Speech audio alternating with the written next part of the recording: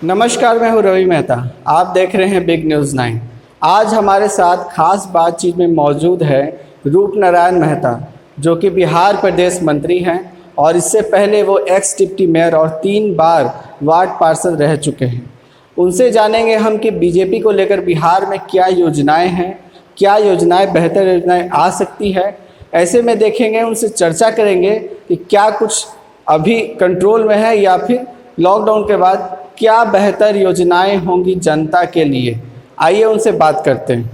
विधानसभा क्षेत्र में party level पे, भाजपा पार्टी लेवल पे जो काम हुआ उसके बारे में विस्तार में बताइए। देखिए, जब से लॉकडाउन की घोषणा हुई और पटना साहिब विधानसभा में भाजपा के कार्यकर्ता तन मन और धन सभी से एकजुट होकर और लोगों की सेवा में लग गए। आज तक लॉकडाउन 1, लॉकडाउन 2 और अब तो लॉकडाउन 3 भी शुरू हो चुका है। तो उसमें निरंतर प्रयास ये रहा कि लोगों को कोरोना से कैसे बचाया जाए, कोरोना के खिलाफ कैसा जंग छेड़ा जाए, लोगों को सुरक्षित के लिए क्या क्या किया जाए, इस पैटर्न पर काम किया गया। उसमें सबसे पहला काम रहा जो सैनिटाइजेशन का काम। चूँकि कोरोना ज़्यादा न फैले, लोग सुरक्षित रहे, इसके लिए सैनिटाइज होना अति आवश्यक है। तो लगातार क्षेत्र बाय क्षेत्र पटना साहिब विधानसभा क्षेत्र में घूम के भारतीय जनता पार्टी के बूथ लेवल के कार्यकर्ता, मंडल के कार्यकर्ता, मंडल के पदाधिकारी सभी ने अपना पूरा एफर्ट लगाया और घर घर जाकर सैनिटाइज का काम किया। सैनिटाइज करने के बाद जो समय बचा खाली, उसमें लोगों को, चूँकि ज़्यादातर भारत में मध्यम वर्गीय परिवार रहते हैं, गरीब परिवार भी रहते हैं, तो उनको कहीं ना कहीं लॉकडाउन की वजह से खाने की कुछ दिक्कतें महसूस होने लगी। उसके लिए कार्य योजना नंदकिशोर यादव जी के नेतृत्व में बैठक हुई और इसमें एक बना कि लोगों को कैसे उपलब्ध कराया जाए। तो ये हुआ कि बूथ लेवल तक के जो कार्यकर्ताओं हैं उनको लगाया जाए और वो घर घर जाकर लोगों की समस्याएं पूछते हैं, फ़ोन से, टेलीफोन से पूछते हैं, चूँकि बगल में अगल में रहते हैं। और जब सैनिटाइज करने का काम करते हैं उस दरमियान भी ये काम करते हैं। और जो जिनको तकलीफ़ था उस पर ज़्यादा से ज़्यादा प्रयास किया गया कि उन तक मदद पहुंचाया जाए। उसके अलावा पटना साहिब विधानसभा में नंदकिशोर यादव जी के नेतृत्व में निर्देश पर 4 सामुदायिक किचन का व्यवस्था किया गया और एक जगह अपने जो स्वयंसेवी संस्था है उसके माध्यम से भी, और भी स्वयंसेवी संस्थाएं हैं जो भारतीय जनता पार्टी से जुड़े हुए हैं या अन्य सामाजिक संस्था से जुड़े हुए, उनको लगाया गया कि कोई इस एक संकल्प भी माननीय नंदकिशोर जी ने लिया कि पटना साहिब विधानसभा में कोई भूखा न रहे। इस संकल्प के साथ लोगों को, भारतीय जनता पार्टी के कार्यकर्ताओं को लगाया, जिसमें सामुदायिक किचन से पर डे हज़ारों पैकेट भोजन बनते हैं और हर पॉइंट बना हुआ है, पॉइंट पर जाते हैं, वहाँ से सोशल डिस्टेंसिंग का पालन करते हुए लोग को खाना वितरण किया जाता है, जिससे लोगों का पेट भर सके। उसके बाद जो समय रहता है तो सूखा राशन के लिए भी उठाए, जिसमें करीब हमें लगता है कि 80,000 पैकेट वहाँ से अब तक बढ़ चुका है पटना साहिब विधानसभा के लिए। बाकी हम अपना स्तर पर भारतीय जनता पार्टी के प्रदेश के मंत्री हैं, चूँकि पदाधिकारी रहने के लिए भारतीय जनता जो भी काम होता है तो कोई व्यक्तिगत काम नहीं होता है, पार्टी का काम होता है। और मैं भी यह भारतीय जनता पार्टी के एक छोटा से छोटा कार्यकर्ता करता है तो भारतीय जनता पार्टी के सच्चा सिपाही बन के काम करता है। और सच्चा सिपाही का काम है कि हर जनता के सुख दुख में भागीदारी रहे। उस भागीदारी को निभाते हुए मैंने भी 10,000 पैकेट बनाया। और ख़ास करके इस जो हम जिस क्षेत्र में रहते हैं, वार्ड नंबर 61 के क्षेत्र में रहते हैं, यहाँ ज़्यादातर गरीब और मजदूर ही रहते हैं, तो उनको सूखा राशन पहुँचाने का काम हम लोगों ने घर घर जाकर किया।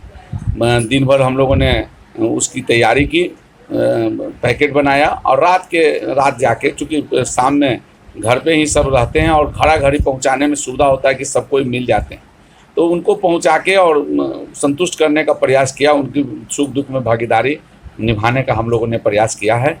और ये प्रयास निरंतर जारी रहेगा जब तक लॉकडाउन ख़त्म नहीं है। प्रधानमंत्री जी का संकल्प है कि कोरोना को भारत से भगाना है, हम लोग का भी संकल्प है, हर भारतीय जनता पार्टी के, हर देशवासी का यह संकल्प होना चाहिए कि कोरोना को भगाकर ही चैन लेंगे। जब तक कोरोना नहीं ख़त्म होता है तो एक कोरोना के साथ जीने का एक आदत भी हम लोग डालेंगे, जिससे आने वाले समय में जो महामारी कोरोना है उससे लोगों को बचाया जा सके और खुद को बचा जा सके। लॉकडाउन इसलिए हुआ है कि लोग की जान माल की रक्षा हो सके। अगर निश्चित रूप से अगर आप एक उदाहरण के तौर पर देखेंगे कि एक तरफ लोगों का जान रख दीजिए और बाकी दूसरे तरफ कुछ भी रख दीजिए, लेकिन आपको भार बुझाएगा कि जान है। तो जब जान है तो निश्चित रूप से जहान है। लोग का जब स्वस्थ रहेंगे, जान बचेगा, तो निश्चित रूप से आगे की गतिविधियां चालू रहेगी।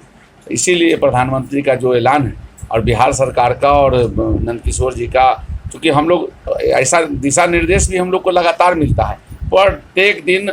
चूँकि भारतीय जनता पार्टी का मैंने पहले भी बताया कि मैं प्रदेश के सचिव हूँ, स्टेट सेक्रेटरी हूँ, तो प्रत्येक 5 बजे भारतीय जनता पार्टी के जो अध्यक्ष हैं संजय जायसवाल जी, उनके द्वारा और दिल्ली से हम लोग के प्रभारी हैं भूपेंद्र यादव जी, सौदान सिंह जी और प्रदेश के मंत्री सब वीडियो कॉन्फ्रेंसिंग में जुटते हैं। प्रदेश के पदाधिकारी और रणनीति पर चर्चा होती है, वहाँ से निर्देशित होता है। उस अनुसार क्षेत्र में क्या क्या लोगों की ज़रूरतें हैं, अभी की ज़रूरत जो शुरू हुआ है, जो अभी लोग बच्चे आ रहे हैं बाहर से, मजदूर प्रवासी मजदूर आ रहे हैं, तो भारतीय जनता पार्टी के मंडल स्तर के कार्यकर्ताओं को कहा गया है कि जो क्वारंटीन होंगे उनको कोई तकलीफ ना हो, तो उसके लिए भी प्रशासन का सहयोग करना है। तो भारतीय जनता पार्टी के कार्यकर्ता प्रशासन को भी इसके लिए सहयोग करते हैं और करेंगे। निश्चित रूप से आने वाले समय में बहुत बड़ी प्रवासियों की संख्या बिहार में होने वाली है, तो उसको कहीं ये ना लगे कि हम अपने कभी बाहर गए थे तो फिर घर में आए तो कोई अपेक्षा हमें महसूस हो। इसके लिए भी लोगों को कहा गया है कि लोग को ज़्यादा से ज़्यादा सुविधा मिले, उनको सहयोग। चूँकि भारत एक ऐसा देश है जो मिलजुल के रहने वाला देश है, सभी लोग रहते हैं। तो आज ये परीक्षा की घड़ी कि आप जो कहते हैं उस पर आप खरा उतरते हैं कि नहीं। तो ये चुनौती तो ज़रूर है, लेकिन चुनौती को लोग अवसर में बदलें, ये भारतीय जनता पार्टी को कार्यकर्ताओं को कहा गया है कि इस चुनौती को हल्के फुल्के ढंग से नहीं, बहुत सशक्त ढंग से लो और इसको अवसर के रूप में बदलो। पहले भी आप एक्स डिप्टी मेयर के रूप में रह चुके हैं और 3 बार पार्षद रह चुके हैं। आपको बहुत बखूबी पता है कि बूथ लेवल पर किस स्तर पर काम किया जाता है। ऐसे में आप जिस बूथ में रहते हैं, जिस एरिया में आप रहते हैं, वहाँ के वार्ड पार्षद का क्या रोल है? देखिए, 2 बात हुई। एक, हम भारतीय जनता पार्टी के कार्यकर्ता हैं और दूसरा, हम इस क्षेत्र के 3 बार प्रतिनिधित्व कर चुके हैं। अभी भी बार यहाँ की पार्षद हैं श्रीमती उषा देवी जी। चूँकि हमें निगम में काम करने का अनुभव रहा है और संगठन से भी जुड़ा हुआ है, तो इस पूरे वार्ड में 19 बूथ हैं और संगठन बड़ी मजबूत है। हर बूथ पर बूथ के अध्यक्ष हैं, उनके कार्य समिति के सदस्य हैं, फिर मंडल के अध्यक्ष हैं, मंडल के कार्य समिति के सदस्य हैं। तो ऐसे लोगों की संख्या सैकड़ों में हो जाती है और जिसका सशक्त संगठन है उसको काम करने में काफ़ी सुविधा होता है। तो 19 वार्ड है, तो जितने भी राशन, सूखा राशन या अन्य राशन बांटा जाता है, तो बूथ के माध्यम से, बूथ अध्यक्ष के माध्यम से, भारतीय जनता पार्टी के कार्यकर्ता के माध्यम से निर्विवाद तरीके से, इसमें कहीं कोई पार्टी का कार्यकर्ता जरूर काम कर रहे हैं, लेकिन निस्वार्थ ढंग से जो जिनको ज़रूरत है, जो इसके लिए क्षमता अपना एथी रखते हैं, उनको दिया जाता है। तो निस्वार्थ भाव से भारतीय जनता पार्टी के कार्यकर्ता देश सेवा में लगल। हम लोग भारतीय जनता पार्टी के और हम लोग मानते हैं कि ये जो कोरोना काल है, ये देश सेवा करने का एक अच्छा माध्यम, देश के लोगों का सेवा करने का माध्यम। तो निश्चित रूप से हम लोग उस संगठन का उपयोग करके और लगातार लोगों को राहत पहुंचा रहे हैं। क्योंकि अभी भी देखा जा रहा है केंद्र सरकार लगी हुई है, पूरी देश की प्रशासन लगी हुई है लोगों में ये जागरूकता फैलाने में कि वो घर में रहे, फिर भी ऐसे बहुत सारे ऐसे लोग हैं, समुदाय के लोग हैं जो कि इस चीज़ को पालन ही नहीं कर रहे। उसमें उसका क्या हो? नहीं, देखिए, ऐसे लोगों, देश विरोधी लोग हैं ऐसे, चाहे कोई भी हो। सरकार के अगर नियम बने, केंद्र सरकार या राज्य सरकार या किसी का बस के बूते की बात नहीं है कि उनके खाली निर्देश का पालन हो। हमको स्वयं अपने इस पर अमल करना होगा और हम लोगों से अपील भी करते हैं, खास करके अपने क्षेत्र के और पटना साहिब विधानसभा क्षेत्र के लोगों को, कि आप 2 चीज़ का ज़रूर ध्यान रखें। एक ठो तो आप सोशल डिस्टेंसिंग का ख्याल रखें, दूसरा ये जो भीड़ लगाने का काम कर रहे हैं ये आप अपने परिवार को खतरे में डाल रहे हैं, अपने आप को खतरे में डाल रहे हैं। ये किसमें कोरोना का संक्रमण कब हो जाएगा, अगर इसका किसी को अंदाज नहीं है, अगर इसका पालन नहीं करेंगे तो निश्चित रूप से इसका खामियाजा हम लोग को ही भुगतना है। तो सरकार ने जो दिशा निर्देश दिया है तो सरकार आपके लिए दिया है, आपके बच्चे के लिए दिए हैं, आपके परिवार के लिए दिए हैं। अगर उसका अमल नहीं होगा तो निश्चित रूप से सरकार तो अपना कार्य करते रहेगी, लेकिन हम लोग के घर में कहीं ना कहीं दुख की विपत्तियाँ आने वाली।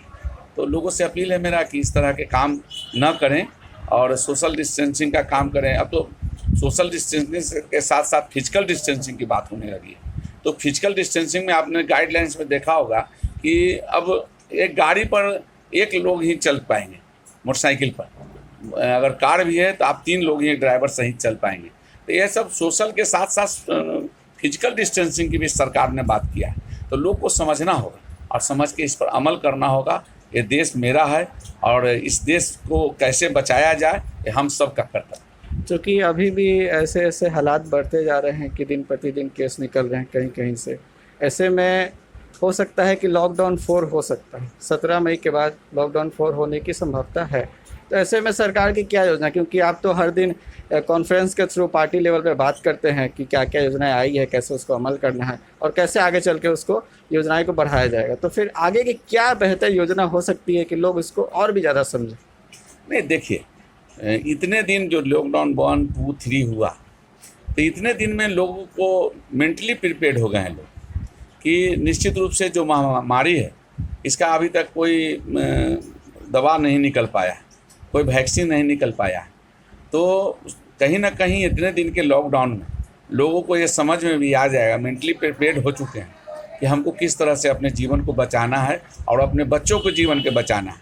क्योंकि देखिए इसमें भावना और देशभक्ति दोनों सम्मिलित रूप से काम करेगी। तो निश्चित रूप से भावना अपने परिवार के लिए, अपने शुभचिंतकों के लिए और देशभक्ति अपने देश के लिए।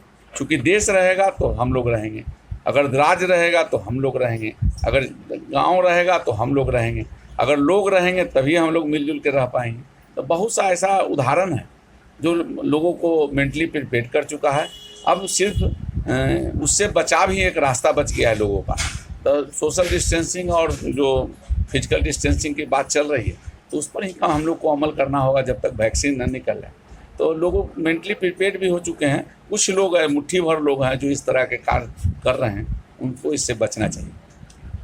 आप हमारे चैनल के माध्यम से बिहार की जनता को एक क्या देना चाहेंगे, एक मैसेज क्या देना चाहेंगे? देखिए मैसेज साफ है कि हम होंगे कामयाब एक दिन। सिर्फ इसको मजबूती से लड़ना है और इसको हराना है। सोशल डिस्टेंसिंग का ख्याल रखिए और लोगों को जो गरीब हैं, दबे हुए हैं, जो हमारे अतिथि हैं, आए हुए हैं, जो फंस गए हैं, उनको भोजन मिले, उनका जो मौलिक अधिकार है उस पर हम लोग अमल करें और मिलजुल कर इस कोरोना की लड़ाई को जीतें।